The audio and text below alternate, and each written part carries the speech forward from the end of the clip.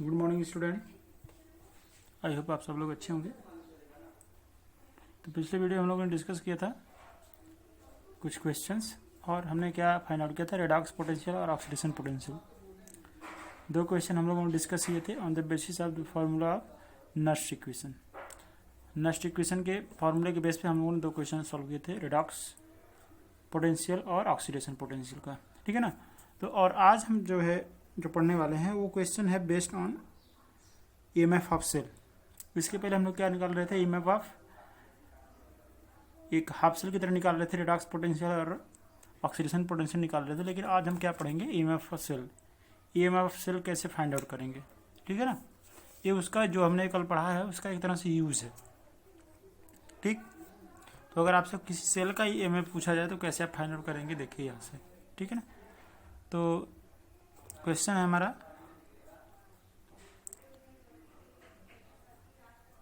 Find EMF of cell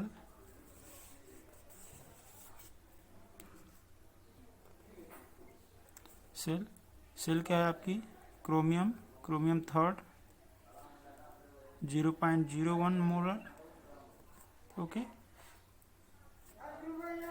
0.1 molar, okay. Salt bridge Fe2+ Fe, इसका concentration 0.01 molar, okay. Fe solid, ये हो गया आपका, okay. At 25 degree Celsius temperature given है। और क्या दिया आपका, ये दिया है E0 Cr3+ Cr is equal to -0.75 volt, ठीक है ना, -0.75 volt. And E0 Fe2+ Fe is equal to 0.45 volt, okay. ये दिया हुआ है आपका। अब क्या करना है, आपको EMF of cell find out करना है। देखिए, अगर EMF of cell find out करना है तो अगर डायरेक्टली आप काउंट करते हैं ईएमएफ सेल को ई कैथोड और ई एनोड से, तो आपका फाइंड हो जाएगा जो हमने पिछले वीडियो में आपको बताया था, ठीक है। तो उन दोनों को यहाँ पे फिल करके आप करेंगे तो हो जाएगा, ठीक है ना।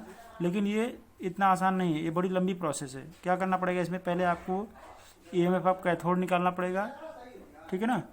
उसके बाद ईएमएफ ऑफ एनोड निकालना पड़ेगा, उसके बाद दोनों को आप माइनस करेंगे तब जाके आपका ईएमएफ ऑफ सेल आएगा, ठीक है ना।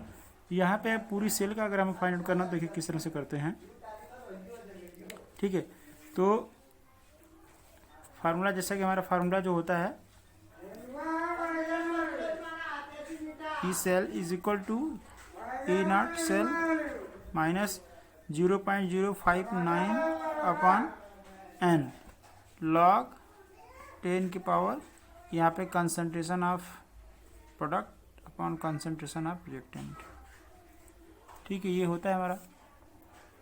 तो देखिए जो हमारा रिएक्शन है किस तरह से हो रहा है, क्रोमियम हमारा चेंज हो रहा है सॉलिड से Cr3+, ठीक है ना। यहाँ पे 3 इलेक्ट्रॉन रिलीज हो रहा है, ये हो गया हमारा। Fe2+ 2 इलेक्ट्रॉन रिसीव करके ये चेंज हो जा रहा है Fe में, जो कि एक सॉलिड है, ये सॉलिड है, ठीक है, मैंने दिया है, ठीक। अब क्योंकि ई सेल में यह साल में इलेक्ट्रॉन होते नहीं है तो हम इस इलेक्ट्रॉन को कैंसिल करेंगे, ठीक है ना। यहाँ पे 2 इलेक्ट्रॉन्स है जबकि यहाँ पे 3 इलेक्ट्रॉन्स है। तो क्या करते हैं, दोनों को मल्टीप्लाई करते हैं, ऊपर को 2 से नीचे को 3 से। तो अगर हम यहाँ पे 2 से मल्टीप्लाई कर देंगे इसको और इसको 3 से मल्टीप्लाई कर देंगे तो क्या हमें मिलेगा, देखिए 2Cr3+ plus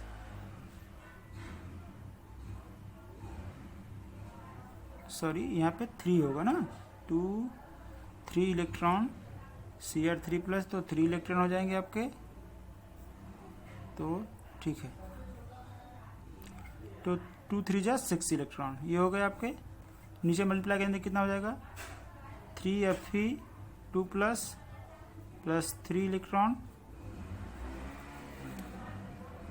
3 to 6 electron is equal to 3 Fe solid. ठीक है, तो अब क्या होगा, ये आपका यहाँ से कैंसिल हो जाएगा। ठीक है, और n की जो n का नंबर होगा जो हमने मल्टीप्लाई किया वही हो जाएगा। तो कितना हो जाएगा n का नंबर? 6 हो जाएगा। ठीक है ना, n की वैल्यू यहाँ पे 6 हो जाएगी। अब देखिए हमें फाइनल क्या मिला, फाइनल रिएक्शन मिला हमें 2Cr plus 3Fe 2 plus 2Cr 3 plus 3Fe solid. तो इसका जो सॉलिड स्टेट का तो 1 1 होगा आपका जो भी कंसंट्रेशन है। ठीक है, 3Fe2 प्लस का कंसंट्रेशन दिया है, 3Fe2 प्लस का दिया है 0.01 मोलर और इसका दिया हुआ है 0.1 मोलर। ठीक है ना, Cr3 प्लस का यहाँ पे दिया हुआ है Cr3 प्लस का 1 मोलर। ठीक है ना, चलिए अब इसको हम क्वेश्चन फार्मूले में फिलअप करते हैं। इस वैल्यू को हम फार्मूले में फिल करते हैं। ठीक है, तो हमारा ई सेल हो जाएगा। और इसके लिए एक और चीज़ आपको चाहिए होगी, ई नॉट सेल। कैसे निकालेंगे? E cathode minus E anode. ठीक है, E cathode minus E anode. तो आपका ई कैथोड दिया हुआ है, ठीक है ना, रिडक्शन पोटेंशियल आपका दिया हुआ है वहाँ पे कैथोड का, दोनों रिडक्शन पोटेंशियल होंगे। तो ई कैथोड कितना दिया हुआ है आपका? -0.45। कैथोड कौन सा होगा आपका? ये आपका देखिए यहाँ पे, ये कैथोड होगा। ये कैथोड क्योंकि यहाँ पर रिडक्शन हो रहा है और ये ऑक्सीडेशन हो रहा है वहाँ पे, तो क्या होगा, ये आपका एनोड हो जाएगा। ओके, इस केस में देखेंगे तो यहाँ पे दिया हुआ है आपका कैथोड का 0.45 वोल्ट और एनोड का -0.75 वोल्ट। ओके, ये भी -0. ठीक है, तो -0.45 माइनस 0.75 ऐसे हो जाएगा ये। अब इसको सॉल्व कर लेंगे हम। तो जब इसको सॉल्व करेंगे तो आपका क्या आ जाएगा, -0.45 minus plus 0.75 is equal to कितना आ जाएगा आपका, प्लस 0.30 वोल्ट। ये आपका आ गया क्या, ई नॉट ऑफ सेल। ठीक है, अब फार्मूला है हमारा is equal to E not cell minus 0.059 upon n log 10 की पावर। प्रोडक्ट है तो प्रोडक्ट में आपका क्या बन रहा है? ठीक है, प्रोडक्ट में आपका क्या बन रहा है, देखिए प्रोडक्ट में आपका बन रहा है Cr3 प्लस। ठीक है ना,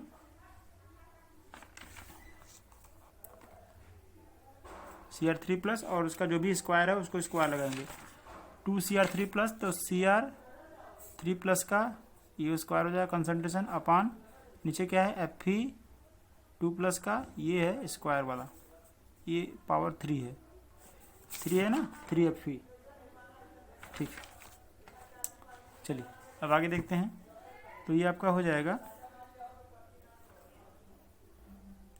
इसे, ये आपका हो जाएगा 0.30 माइनस 0. इसको हम 6 ले सकते हैं, 059 को 0.6 अपॉन n की वैल्यू 6 होगी। ठीक है, 6 होगी लॉग ये कितना है 0.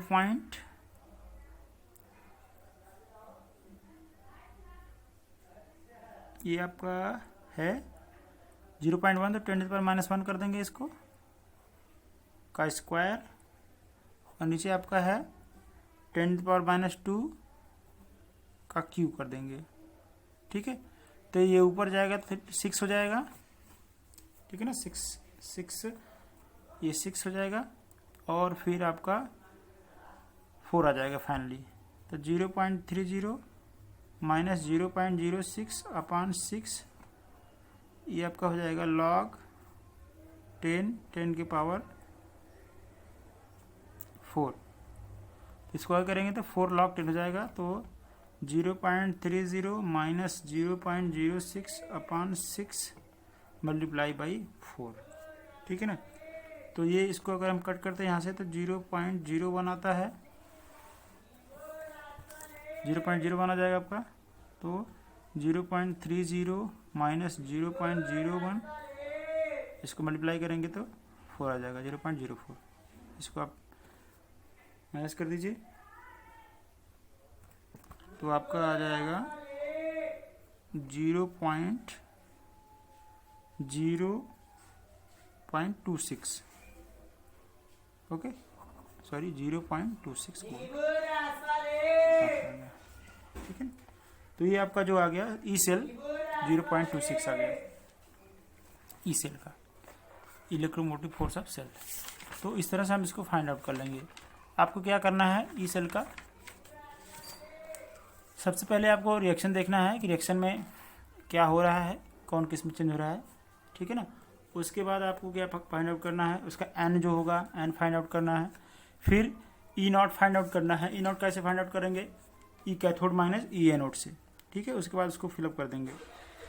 कंसंट्रेशन जो होगा आपका, कंसंट्रेशन आप दिया रहेगा आपको, मैक्सिमम गिवन होता है, और उसको यहाँ पे आप फिल करके इसको पावर कर लेंगे। ये आपको समझ में थोड़ा नहीं आया होगा, लेकिन कोई दिक्कत नहीं है। देखिए इसमें क्या होता है कि ये जब ऊपर जाएगा, ठीक है ना, 3 × 6 तो 6 - 4, 6 - 2, 3 × 6, 6 - 2 4 हो जाएगा, ठीक है ना। अब 4 आगे आएगा तो क्या हो जाएगा, 4 log 10, ये ऐसे हो जाएगा 4 log 10 के पावर 10, ठीक है। और log 10 के पावर 10 की वैल्यू 1 होती है, तो 4 × 1 = 4, इसकी वैल्यू क्या हो जाएगी, 4 हो जाएगी। ये इस तरह से आएगा, इसको ध्यान दीजिएगा, ठीक है ना। ये हो गया आपका। चलिए एक और इस तरह का क्वेश्चन एक और सॉल्व करते हैं।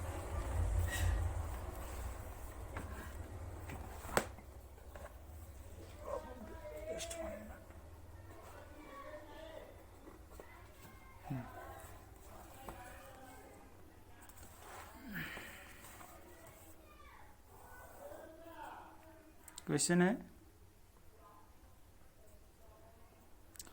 Find EMF of cell at 25 degree Celsius, ठीक है। ये फाइंड करना है आपको। हमको सेल दिखाते हैं, सेल कैसी है।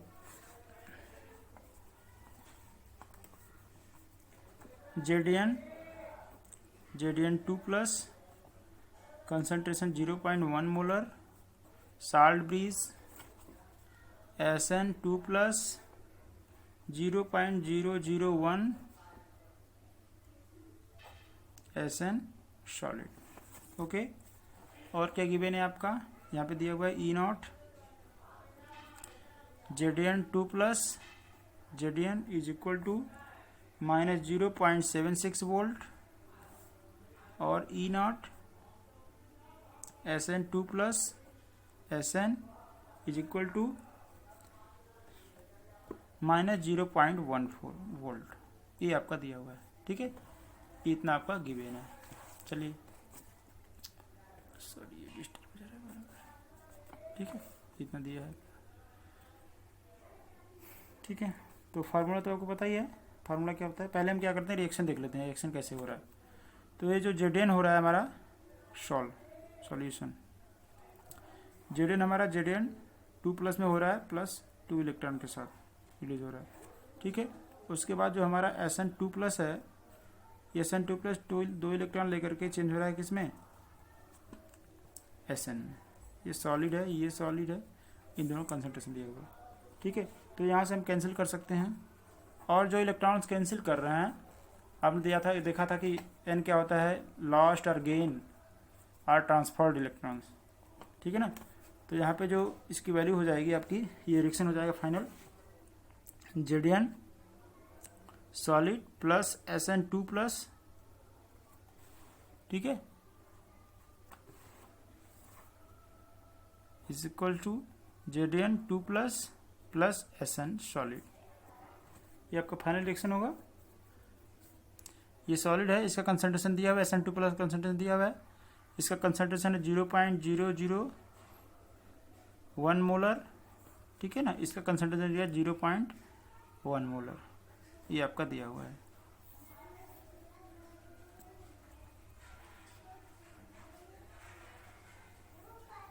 ठीक। अब यहाँ पे n की वैल्यू क्या हो जाएगी, 2 इलेक्ट्रॉन्स आपने कट किए तो n की वैल्यू क्या हो जाएगी आपकी 2 हो जाएगी। ठीक है, ये n की वैल्यू आपकी 2 हो गई। कंसंट्रेशन हम यहाँ देख लेंगे। अब देखिए प्रोडक्ट क्या है इसमें, प्रोडक्ट है Zn2 प्लस Sn। तो Sn की 1 लेते हैं, सॉलिड स्टेट में है, यहाँ पर भी इसका 1 हो जाएगा। तो प्रोडक्ट हमारा Zn2 प्लस हो गया और रिएक्टेंट क्या हो गया Sn2 प्लस। ठीक है, तो अभी इसके लिए हमें क्या निकालना पड़ेगा, ई नॉट निकालना पड़ेगा। ई नॉट हमने फाइंड आउट नहीं किया, तो ई नॉट कैसे फाइंड आउट करेंगे, E not cell is equal to क्या होगा, E cathode minus E anode. ठीक है ना, रिडक्शन पोटेंशियल, रिडक्शन पोटेंशियल। ऐसा क्यों करते हैं, क्योंकि आईपीसी कन्वेंशन है। ठीक है ना, तो ये हमारा दिया हुआ है, ई कैथोड का दिया हुआ है। ठीक है, क्वेश्चन देखने दिया हुआ है, ये ई कैथोड का दिया हुआ है -0.14 और ई एनोड है -0.76। ठीक है, ये वोल्ट है। तो इसको हम सॉल्व करेंगे तो -0.14 प्लस 0.76 कितना हो जाएगा आपका, प्लस 0.62 वोल्ट। ये आपका हो गया ई नॉट सेल। अब formula E cell is equal to E not cell minus 0.59 upon n log 10 base की पावर कंसंट्रेशन ऑफ प्रोडक्ट। तो क्या होता है, कंसंट्रेशन ऑफ प्रोडक्ट कितना है आपका, ये है Sn2 प्लस और सॉरी Zn2 प्लस है, ये Zn, और ये प्रोडक्ट में आपका रिएक्टेंट में है Sn2 प्लस, क्योंकि हमें सॉलिड स्टेट का नहीं लेना है, वो 1 होता है। ठीक है, तो देखिए ई सेल की वैल्यू है प्लस 0.62 माइनस 0.06 ले सकते हैं इसको हम, अपॉन एन की वैल्यू 2 है और ये लॉग 10, ये क्या है 0.1, तो 10 पर -1 हो जाएगा ये आपका, और ये क्या हो जाएगा 10 पर -3, क्योंकि क्या है ये आपका दिया है 0.001 मोलर दिया हुआ है। ठीक है ना, ये आपका कितना था 0.1 मोलर, तो इसको हमने कन्वर्ट कर दिया इसमें 0.62 माइनस 0.06 अपान 2। अब ये लॉग है तो ऊपर जाके कितना हो जाएगा 2 हो जाएगा, तो लॉग 10 के पावर -2। ठीक है ना, तो आगे आ जाएगा तो 2 लॉग हो जाएगा और यहाँ पे हो जाएगा 2 लॉग 10 के पावर 10 और इसकी वैल्यू क्या होती है 1 होती है, तो 2 आ जाएगा 0.62 माइनस 0.06 अपान 2 मल्टीप्लाई बाई 2 से 2 कैंसिल हो जाएगा, 0.62 माइनस 0.06 आपका आ जाएगा 0.56 वोल्ट। ठीक है, ये आपका आ गया ईएमएफ ऑफ सेल। ठीक, तो सेल का किस तरह से निकालना है, आपको सेल का फाइंड आउट करना हो तो आप ऐसे फाइंड आउट कर सकते हैं। ठीक है, अब कंसंट्रेटेड सेल का कैसे निकालना है ये हम आपको बताएंगे। ठीक है ना, कंसंट्रेशन सेल कैसे निकालना है,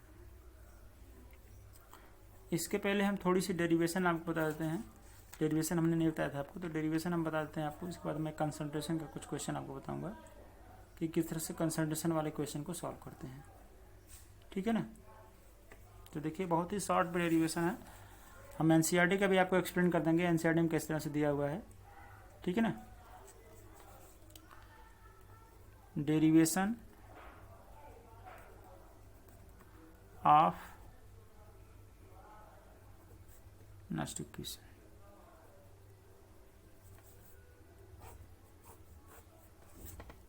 ठीक है, derivation of next question.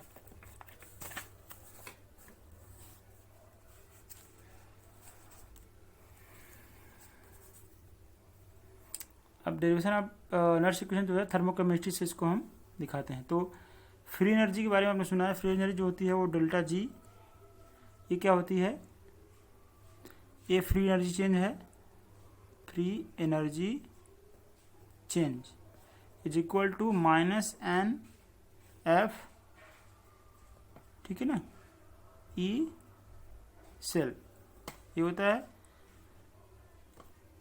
Energy change. यही हम अगर डेल्टा जी नॉट कर देते हैं तो क्या हो जाता है, स्टैंडर्ड एनर्जी चेंज, ये हो जाता है हमारा स्टैंडर्ड एनर्जी चेंज। तो यहाँ पे जो हो जाएगा minus n F E not cell, okay, ये हो जाता है अपना। तो फाइनली जो डेल्टा जी आता है, अगर आप देखते हैं यहाँ पे, तो delta G is equal to delta G not plus 2.303 RT log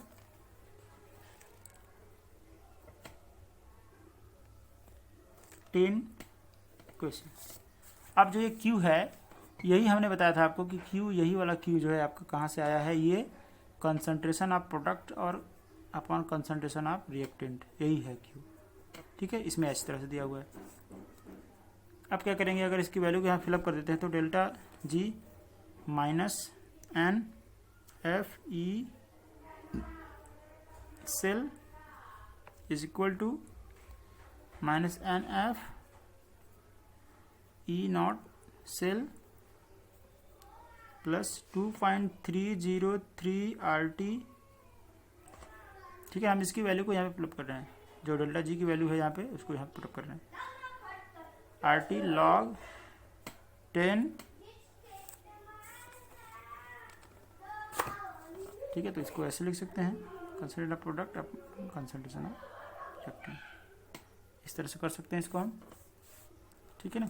अब इसको माइनस एन एफ से डिवाइड करते हैं, डिवाइड बाई एन एफ, इसको डिवाइड करते हैं, divide by n F, n F से डिवाइड कर, सब में एन एफ है, तो क्या बचेगा हमारा यहाँ पे,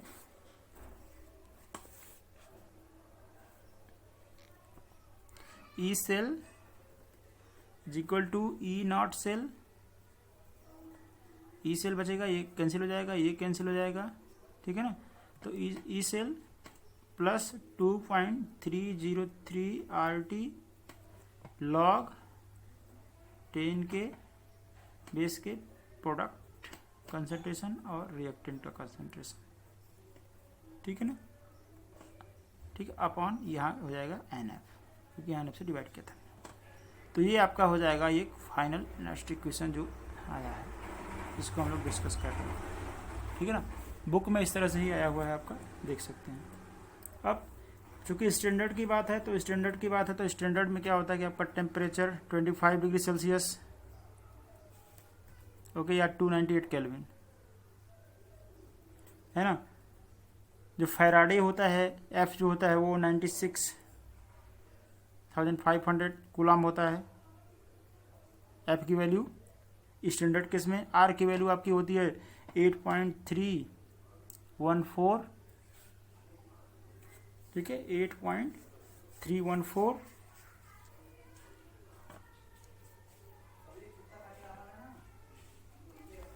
और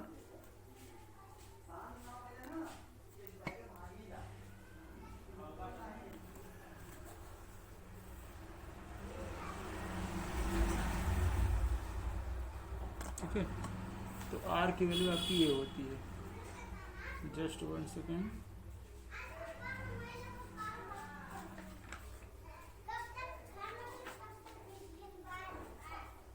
एट पॉइंट 314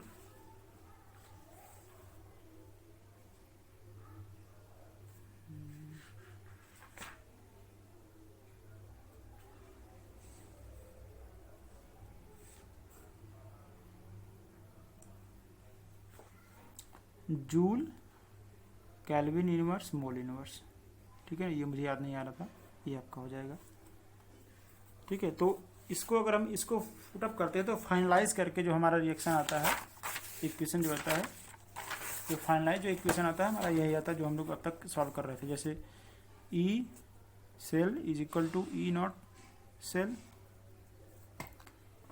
माइनस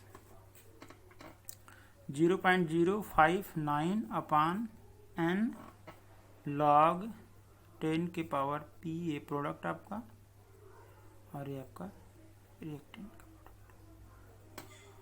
ठीक है, ये हमारा आता है फाइनली।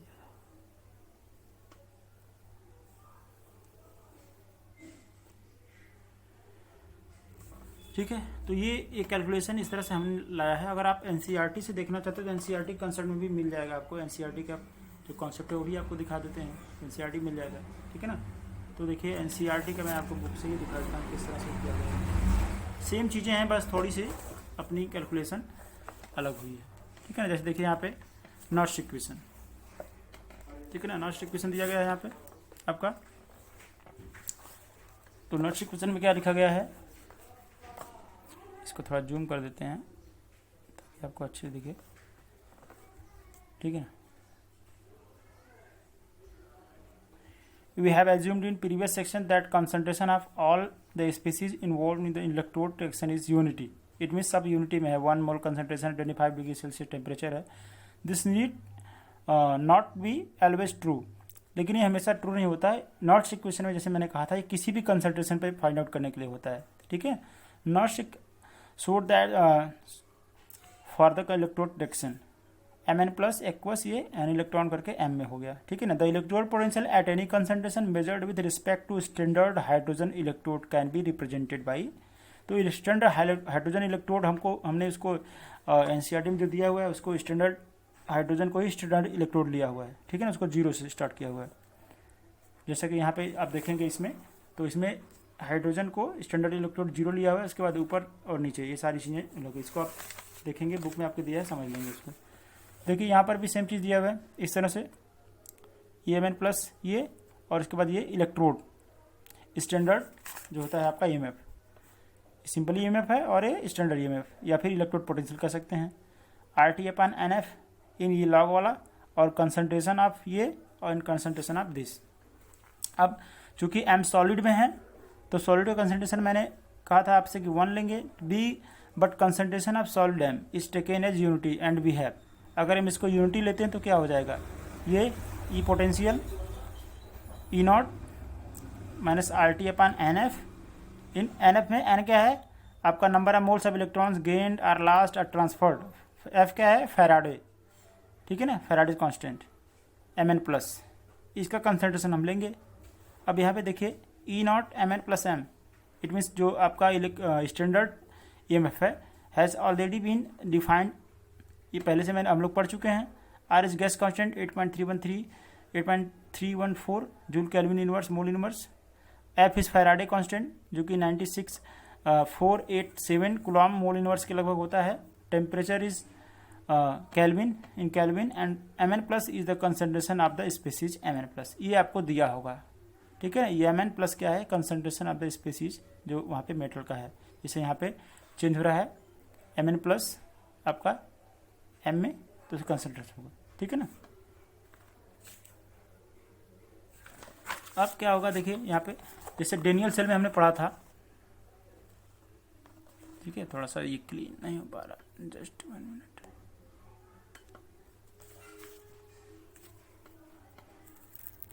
ठीक है ना, तो देखिए in Daniell cell the electrode potential for any given concentration of Cu2 plus and Zn2 plus, answer भी राइट। हम क्या लिखते थे, कैथोड के लिए लिखते थे Cu2 plus Cu।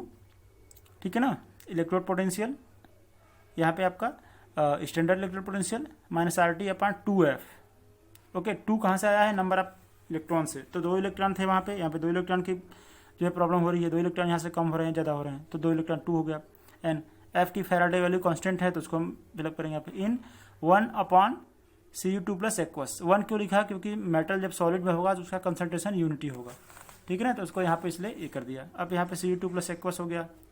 For anode, तो एनोड पे जो था आपका ऑक्सीडेशन वाला था Zn2 प्लस, चूंकि यहाँ पे रिडक्शन पोटेंशियल देखा है तो इसलिए रिडक्शन पोटेंशियल का ही दिखा रहा है। ठीक है ना, क्योंकि कन्वेंशन के अकॉर्डिंग रिडक्शन पोटेंशियल को ही दिखाना है। Zn2 प्लस Zn, ठीक है ना, स्टैंडर्ड का क्या होगा, Zn2 plus Zn minus RT/2F, इसमें भी 2 इलेक्ट्रॉन का है इन Zn2 प्लस। अब क्या करेंगे, इन दोनों को हम पोटेंशियल निकालने ई सेल का निकालते थे क्या करते थे, E cathode minus E anode, तो the potential of E cell is E cathode minus E anode, ऐसे भी कर सकते हैं, या E right minus E left, ये राइट में आपका है और ये लेफ्ट में है, ठीक है ना। तो लेफ्ट वाला क्या था, एनोड था, और राइट वाला क्या था, कैथोड था। तो इसको इस तरह से हमने माइनस किया, और जब माइनस किया तो हमें दोनों कॉमन मिल रहे हैं, ठीक है। तब जब इसको सॉल्व करेंगे हम, तो ये ई cathode minus E anode RT/2F इन, ये इस तरह से आ जाएगा, और फाइनली हम करेंगे तो यहाँ पे E cell is equal to E not cell, ठीक है ना, दोनों ही क्योंकि ई नॉट का ही है, तो ई नॉट इसका मतलब ई नॉट हो गया, और ई नॉट का मतलब यहाँ पे इन दोनों का मतलब यही है। तो इसको अगर फाइंड आउट करना हो तो क्या करेंगे हम, कैथोड माइनस एनोड करके निकाल लेंगे, ठीक है ना, माइनस RT/2F इन Zn2 प्लस Cu2 प्लस, क्योंकि रिएक्शन जब लिखेंगे आप तो Zn2 प्लस जो होगा वो प्रोडक्ट के साइड में जाएगा, और Cu2 प्लस जो होगा आपके रिएक्टेंट की साइड में जाएगा। अब इन दोनों का कंसंट्रेशन आपको यहाँ पे फिलअप कर लेना है, फिर हो जाएगा, ठीक है ना। अब देखिए इसने क्या किया, it can be seen that E cell depends on the concentration of both Cu2 plus and Zn2 plus, इन दोनों कंसंट्रेशन पर डिपेंड करता है। It increases with increase in the concentration of Cu2 plus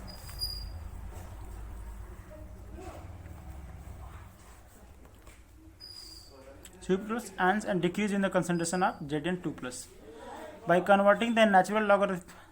जब इसको हम न्यूट्रल लॉगरिथम को change करेंगे तो क्या होगा, इसको 10 के बेस में लिख देंगे, E cell E not cell minus 0.059, Faraday का कांस्टेंट, आर का कांस्टेंट, टेम्परेचर की यूनिटी, सबको कैलकुलेट करके हम फाइंड करेंगे तो हमारा ये आ जाएगा। यहाँ पे हम n लिख सकते हैं, अब चूंकि n की वैल्यू यहाँ पे फाइंड आउट किया है हमने, इसलिए n की वैल्यू 2 लिखा है हमने, यहाँ पे हम n लिखते थे फार्मूले में, लॉग दिस, ठीक है ना। ये कंसंट्रेशन है रिएक्टेंट प्रोडक्ट का, और ये रिएक्टेंट का, ये एरो के पीछे पहले का है और एरो के आगे का है।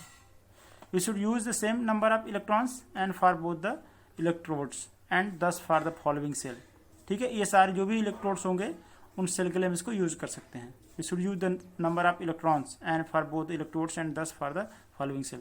2 प्लस है यहाँ पे, देखिए 1 प्लस है, तो इसको मेंटेन करने के लिए हम क्या करते हैं, या तो आप मल्टीप्लाई करेंगे या तो फिर कोई भी ऐड करेंगे, किसी तरह से करके आप उसको बैलेंस कर लेंगे। The cell reaction is Ni plus 2Ag plus minus Ne2 plus 2Ag plus, ये फाइनल आया है आपका। अब इसी के बेस पे रिएक्शन लिख देंगे, E cell is equal to E not cell minus RT/2F in, इसको log 10 के पावर में लिख दीजिए आप, Ni2 प्लस, ठीक है। एन की वैल्यू कैसे फाइंड करना था यहाँ पे देखिए, and for general electrochemical reaction of the type AA/BB n electron, CC/N, तो n इलेक्ट्रॉन था, जितने नंबर ऑफ इलेक्ट्रॉन होंगे उसकी वैल्यू n हो जाएगी। नट equation can be written as this, E cell E not cell minus RT/Q, ठीक है ना। लॉग Q का मतलब क्या है कि कंसंट्रेशन जो आपने किया है रिएक्टेंट का concentration, sorry product concentration C पे power C D power D। अब जो इसके पहले जो होगा, जो भी जैसे 2Fe होगा, 3Zn होगा, तो जो मेटल के पहले या मेटल आयन के पहले जो भी नंबर होंगे, उसके जितने नंबर आयन होंगे उनको क्या करेंगे हम स्क्वायर में कर देंगे, ठीक है। जैसा मैंने दिखाया था आपको कि जब 3Fe हुआ था 3 का पावर कर दिया था हम लोगों ने, 3 को पावर में कर दिया था, ठीक है। तो देखिए अब क्या होगा यहाँ पे, इस तरह से RT। अब ये Q मैंने अभी आप कुछ देर पहले आपको बताया था, जो मैं डेरिवेशन दिखा रहा था Q, तो Q क्या है, वही कंसंट्रेशन है प्रोडक्ट का, प्रोडक्ट अपॉन रिएक्टेंट का कंसंट्रेशन है ये Q आपका, ठीक है ना। अब यहाँ पे अगर equilibrium constant for Nernst equation equilibrium constant का आएगा, तो यहाँ पे जो आएगा हमारा log Kc, ठीक है, इसको ऐड कर देंगे, तो फाइनल जो फार्मूला होगा हमारा ये E cell is equal to 2.303 RT/NF log Kc आएगा, अगर कंसंट्रेशन केस में देखेंगे, equilibrium constant for Nernst equation, ठीक है ना। तो ये आपका डेरिवेशन था, ज़्यादा डिफरेंस नहीं, बस आपको समझना है किस तरह से आप समझ पाते हैं, ठीक है। चाहे जैसे भी आप समझ लीजिए, या उससे समझ लीजिए, या फिर बुक से समझ लीजिए, या किसी और बुक से समझ लीजिए, कोई दिक्कत नहीं, बस आपको समझ में आना चाहिए। Okay, thank you so much.